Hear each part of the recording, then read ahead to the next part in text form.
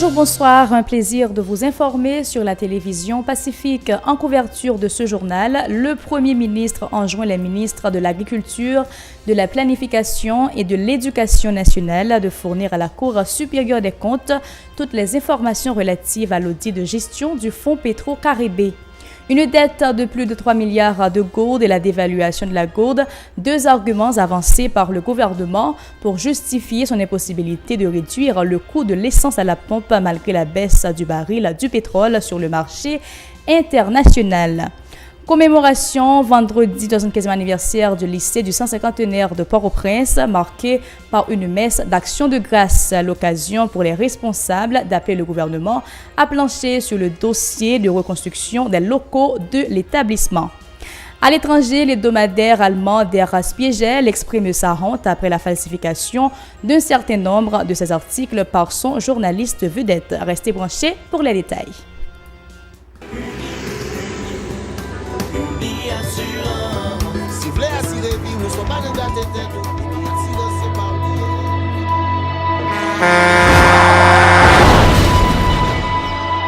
En général, moun pa reme pran assurance. Yo considéré que son l'argent rejeté.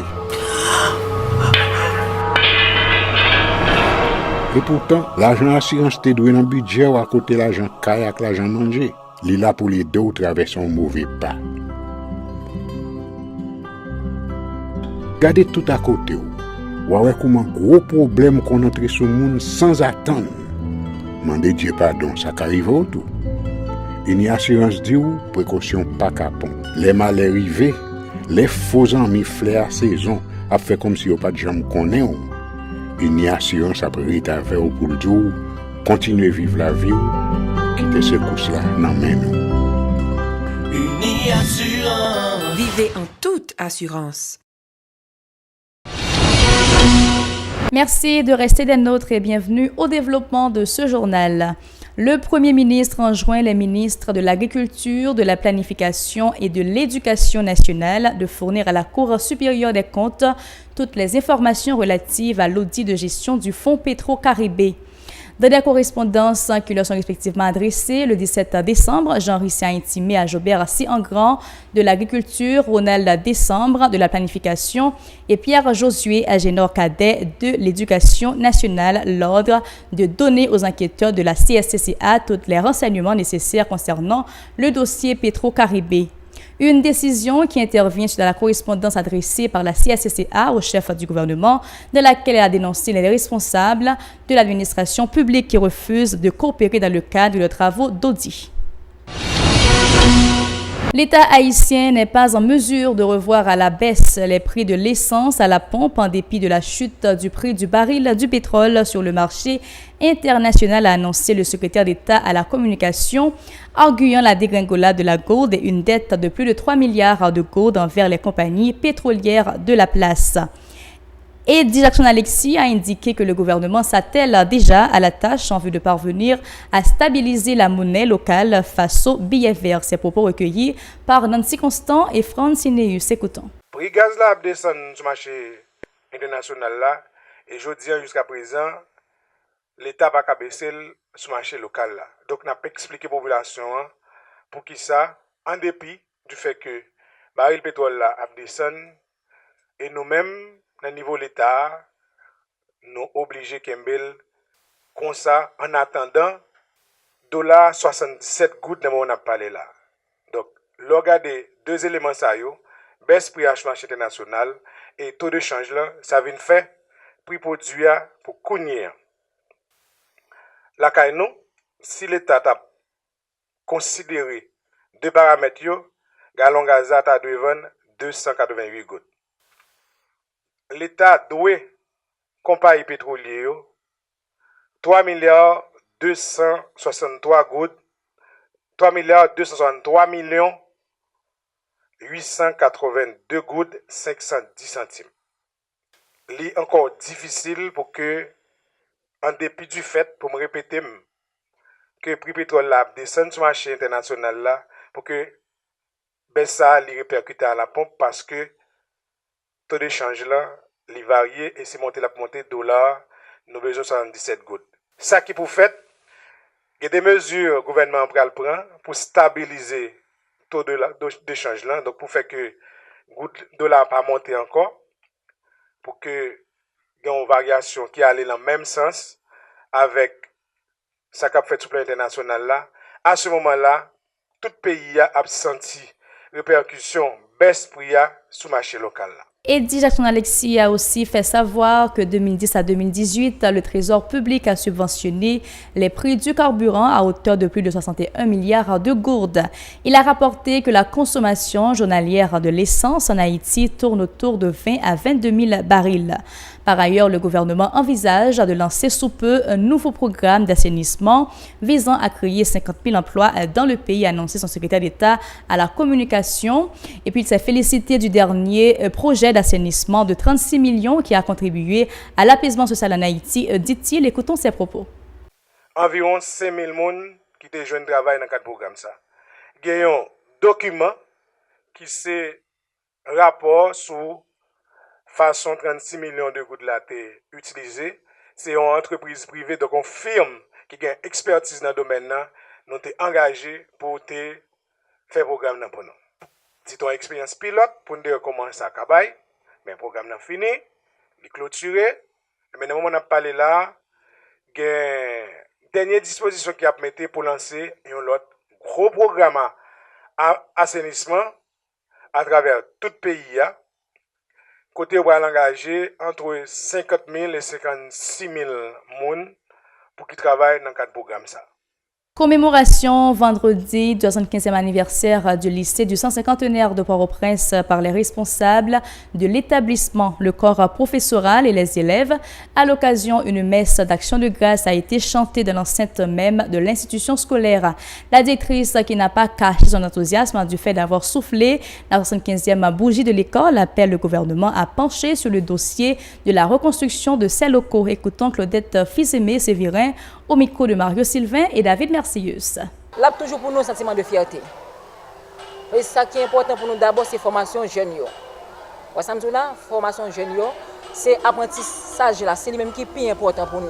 De jour en jour, le lycéa travaille. Et au niveau du corps professoral, mais aussi le corps des élèves.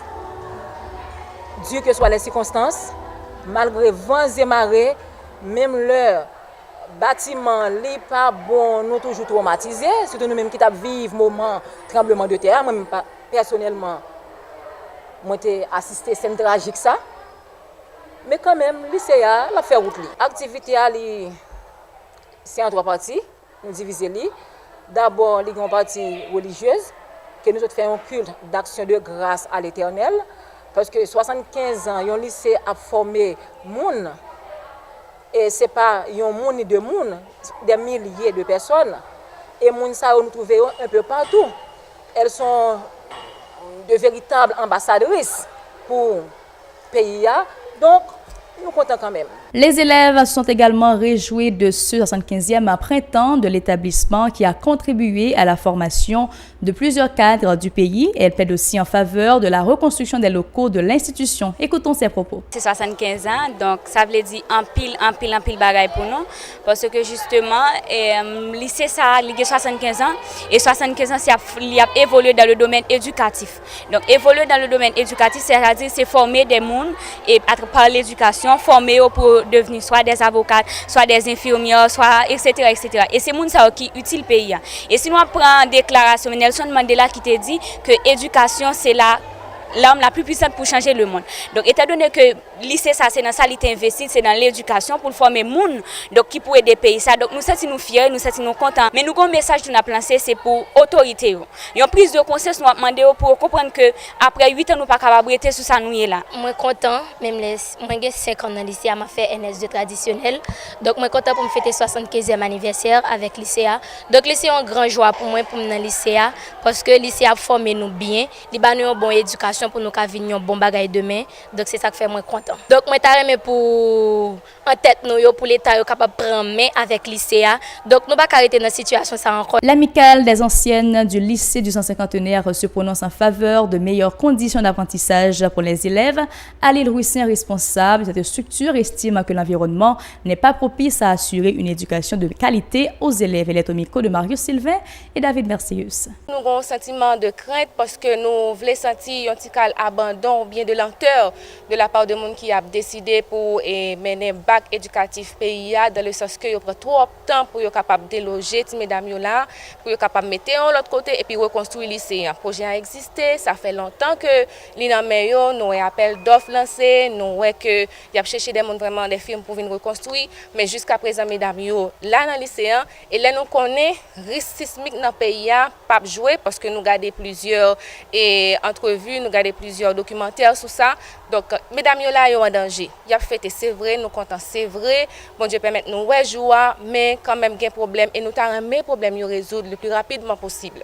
Maintenant, est-ce que nous avons une chita à chaque fois pour nous repeinturer même local ça, remettre matériel et médicaments dans même local ça exposé comme ça sans que nous pouvons connaître est-ce que nous avons déplacé, est-ce que nous pas déplacer, est-ce que nous avons mettre nous confortable pour nous parce que si nous un espace sanitaire, il y a besoin qu'il est bien. Malheureusement, aujourd'hui là comme c'est fait là, il pas ouvert pour nous tawel, nous pas qu'à peinturer, nous pas qu'à faire rien là-dedans parce que nous pas sûr nous doit faire travail là et puis on vient déloger nous. Donc nous besoin d'informations pour nous capable marcher au diapason avec l'État. L'actualité internationale à présent, mesdames, messieurs.